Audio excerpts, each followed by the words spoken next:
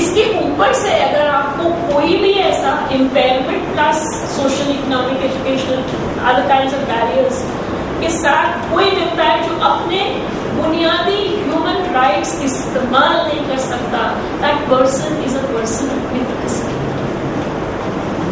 See, it's very important somewhere for us to appreciate that कि what is happening with the CRPD is कि जो आपकी definition, हम लोग PWD Act की definition को देखकर उसके आगे नहीं बढ़ते.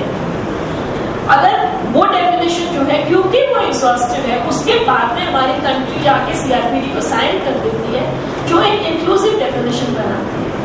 तो जिसके साथ भी ये इम्पेयरमेंट और बैरियर्स के मिश्रण के कारण जिसको अपने हक नहीं मिलते, जैसे ही वो सिचुएशन पैदा होती है आपका क्लाइंट आपके सामने आ गया, इसके लिए आपको एडवोकेट करना है और वहां पे आप सीआरपीडी इस्तेमाल कर सकते हैं. You can use the CRPD to advance your cause, to make your case, because you are taking this point that this person is not just a person with impairment. And maybe the impairment is not named in the Persons with Disabilities Act, but it's in an impairment barrier situation which is making this person disabled to exercise any of his human rights, and he is a person consequently who then is subjected to discrimination, which is the next concept I'll come to. But कहीं पर मतलब आप समझ रहे हैं, basically जो बुनियादी चीज समझाने की कोशिश कर रही हूँ कि हम लोगों को पर्सन विद डिसेबिलिटी एक्ट की डेफिनेशन से आगे निकलने का रास्ता मिला हुआ है.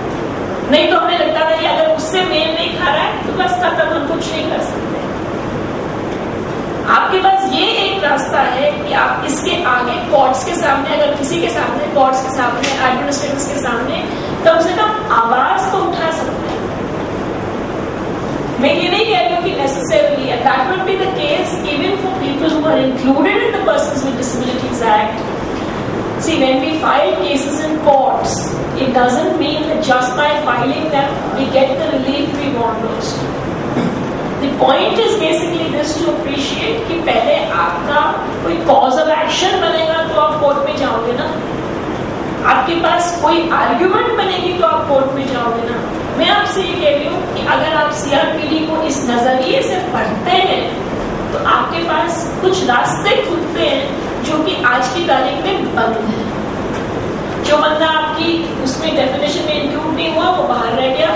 आपके पास रास्ते खुले हैं सीआरपीडी से कि आप उसके लिए कुछ एडिशनल कर सकते हो जो आप वैसे नहीं कर सकते.